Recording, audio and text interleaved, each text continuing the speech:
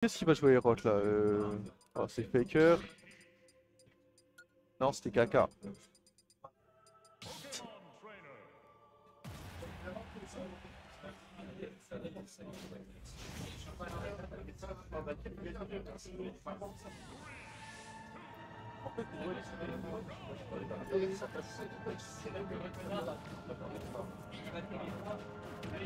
Oh, pas là.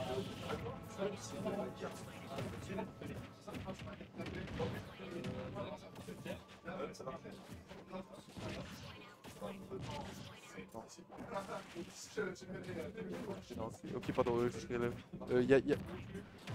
Y a vraiment un délai pour nous, mais vas-y, c'est pas grave. T'as vu? C'est en français, c'est dresseur Pokémon.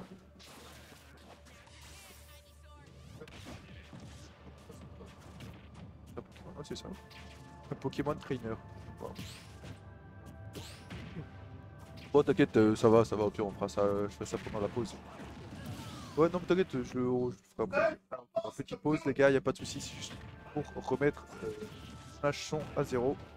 C'est parfait, attendez, qu'est-ce qui se passe? Donc là, du coup, Nisou qui a perdu sa première stock, et Herod qui va garder sur Herbizarre, qui est un de ses meilleurs Pokémon, et je pense que c'est un assez bon Pokémon contre Chic. Je pense que Carapuce c'est un peu mieux. Je fais pas aussi sur le nerf F-Tilt. Je vais un peu plus me concentrer sur Nisou pour lui donner 2-3 tips. Je pense que ça peut être pas mal parce que vraiment j'aime bien sa chic et il peut faire des trucs. Ok, parfait, là c'est un peu dommage, là il a juste un peu trop peur d'Aerot, ok, dommage, vraiment ça a pas réussi. Le combo, je crois que le raindrop c'est ça, après je sais même pas si c'était nécessaire en vrai. Ok, là je pense bien vu, je pense backer, c'est bien vu. Ensuite charger les Needle, ok ça fait un petit délai. Et dash tac. Je vais essayer de bloquer avec un petit, ok il n'y a pas de souci. Pardon, je suis dans le micro quand on va. Et F-tilt, merde. Ah ok, je sais pas pourquoi ça marque pas du tout, il fallait refaire un F-tilt. Attention, ouais. Ouais, encore le père. Ok, backer c'est bien, maintenant faut continuer chef. Ouais, ok, ça va. Ouais. Backer. Il a vu le pari. Tac, c'est... Oui, tilt, et ça délai pour l'instant. Ouais, non, ça a fait dommage. Déjà, en quelques interactions, on a pu voir, il trouve des bonnes phases, des combos assez fight, mais normalement, il se met pas assez loin. Du coup, en fait, il a un avantage et il continue de jouer en whiff punish alors que justement, il devrait plus avancer et il n'est pas forcément en pression pour whiff punish. En fait, l'adversaire est trop loin pour que, même s'il tape un coup, il a un bon reward derrière. Je reprends l'exemple de Preacher entre guillemets. Moi, si je fais une dash tag et que le mec air dodge à low %, bah, je peux refaire une dash tag pour c'est fight. Et si je fais une dash tag à genre à 40-50% et que le mec air dodge, bah, je fais pas dash tag. Je pourrais juste faire un fair ou un air. En fait, il se met dans la deuxième situation, est-ce que même si l'adversaire attaque ou air dodge, pas trouver un bon fiche, du coup il devrait juste continuer à fraîchir, à faire son le B pour essayer de battre le BDR bizarre sur la lumière qui est très mal fait. Il était mal fait parce que souvent il n'avait pas de drift, il n'est pas fast fall, il était fait en rising alors qu'il aurait été fait en land, c'est-à-dire un petit saut, une attaque. Ok, là ça joue middle, ok, c'est pas mal, ça peut te faire middle, donne B. Et tu vas faire la fraîcheur, c'est un peu trop chic, c'est un peu dommage. Ah, non, mais j'ai. J'avais une fois parce que je t'ai mais le bug. Maintenant, je suis un peu développeur. Là, il faut qu'il reconnaisse que là, il doit trouver une bonne phase d'avantage. Il ne peut pas juste jouer normalement, il faut qu'il trouve une bonne phase d'avantage. Parce qu'en gros, il faut dire que des meilleurs joueurs, là, les votes, on va pas se dire, c'est un peu les favoris. Si le mec est meilleur que toi, tu sais que tu vas gagner moins. Si le mec est plus fort que toi, tu sais que tu vas gagner moins de situation neutrale, tu vas gagner moins d'informations que lui. Genre, c'est un fait. Si le mec est meilleur, bah, il va être meilleur en neutral. Du coup, en fait, tu dois trouver une phase d'avantage et la continuer la plus possible pour que ton avantage bah, il soit là le plus longtemps. Et s'il continue à jouer, en fait, comme il joue un peu au début, bah, il va juste perdre sa stock et il va rien se passer. Voilà, comme ça par exemple. 1-0 du coup. Du coup, ouais, non, Nissou ça va, mais le problème c'est qu'il a trop peur d'avantage, il peut trop faire des trucs carrés, et il est pas assez en mode, pas dire Ouga Bouga, mais free flow et limité single. Ou du coup, en fait, c'est dommage parce qu'il trouve des trucs, mais il se passe rien.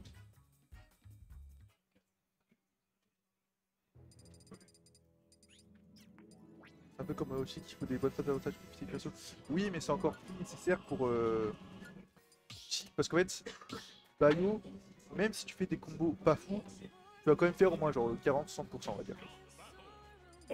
En autopilote, souvent en autopilote. Et tu vas galérer, mais tu vas pouvoir faire un feat, on va dire une edge guard, un jab, un back air, un truc un peu raw comme ça. Et Chic a pas vraiment ça. Du coup, en fait, c'est vraiment compliqué. Tu dois faire tes combos, tu dois entre guillemets un peu t'arrêter pour ensuite trouver de grosses finish. Et là, le problème, c'est que bah, je sais pas si Nisui il respecte trop de perso avec, ou si juste bah, mon combo il fait du coup j'arrête. Mais il faut pas faire ça en fait. Et t'as l'avantage, pourquoi c'est encore l'avantage, tu continues. Là, par exemple, il a fait le petit jab. Pourquoi Dashin Needle? À quoi ça a servi? Qu'est-ce qui aurait pu être fait? Si tu dashin, bah, lui c'est de faire une option agricole, on va dire dash tag un petit ou peut-être même un dash shield. Et si tu fais le petit, c'est justement de plus de poser le jeu. Donc il fallait peut-être faire un needle sur place ou un saut needle pour voir l'option de l'adversaire. Du coup, il a fait la pire des deux options, il a fait une option le cul entre deux chaises, dash needle qui te permet de ne rien faire si Aerot attaque, de ne rien faire si Aerot punit. Ça remet une situation de cette play négative pour Nisu parce qu'en fait lui il est obligé de shield. Du coup en fait il a l'avantage et il l'a perdu tout seul. Voilà, et rien que sur cette interaction, vous voyez, rien qu'en se posant des questions pourquoi l'adversaire a fait ça, on peut voir que bah, Nisu, bah, son avantage du coup il est pas fou parce que soit il s'imagine trop des choses dans la tête, soit il a pas assez confiance en lui. En lui et en son personnage. Voilà. Et on reprend. Voilà, en tout cas, bon, j'ai bien dicté. Pendant que j'ai dicté, Nisu il a déjà perdu sa première stock. Les 400 bien vu. Le dash grab de Carapuce. Ça revient, il n'y a pas de soucis. Attends, maintenant, comment Nisu revient? Donc là, pour reconnaître que, bah voilà, ça fait 40 secondes que je viens de me faire bolos en corner stage. Qu'est-ce que je dois faire? Je dois reset le neutral. Je dois pas le reverse, je dois juste le reset. Le reset, c'est-à-dire reprendre le stage control et pas réattaquer pour reprendre le neutral. Voilà, et du coup là il avait un peu reset mais il voulait trop reverse sa solution et bah du coup il a perdu sa stock.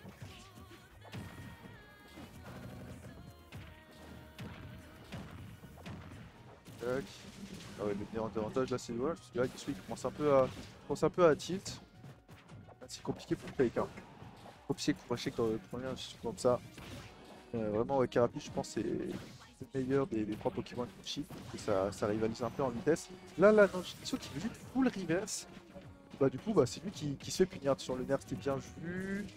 Normalement ça va pas plus loin, ok down tilt nerf, ok tilt, bien vu ça. Oh dommage, dommage, mais c'était vraiment bien. Et les gens dans ces moments là qu'il faut pas tilt en mode oh là là j'ai loupé mon combo, je suis trop vitesse. Non c'était bien joué. Pour refaire faut continuer comme ça sur le down. 2-0 du coup.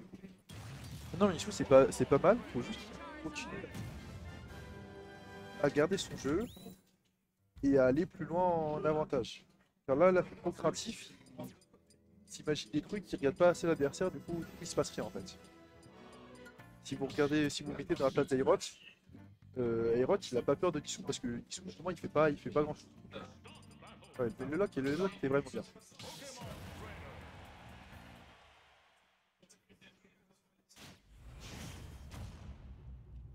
Ça va revenir sur Battlefield, je pense que ouais. Okay. Bon, qu'est-ce qu'on a appris des deux games? Bon, du coup, Nisu, on sait que maintenant son avantage, c'est pas forcément fou, il pourrait peut-être faire mieux. On voit qu'il se fait beaucoup reverse, enfin, punir, du coup, il faut plus abuser de son mouvement, c'est un des gros trucs de Chic, c'est son mouvement. Il y a un truc avec Greninja qu'on dit que les Greninja, ils sont aussi beaux que leur mouvement, et je pense que Chic, c'est plus ou moins la même chose. Donc si ton mouvement est inutile et trop prévisible, si on sait trop ce que tu vas faire ou ce que tu vas pas faire, il va rien se passer parce qu'en fait ton mouvement c'est un peu ton attaque en fait. Hop du coup voilà, il devrait peut-être plus bouger, plus faire du whiff punish et pas forcément juste full going. Attention bien vu le tout près.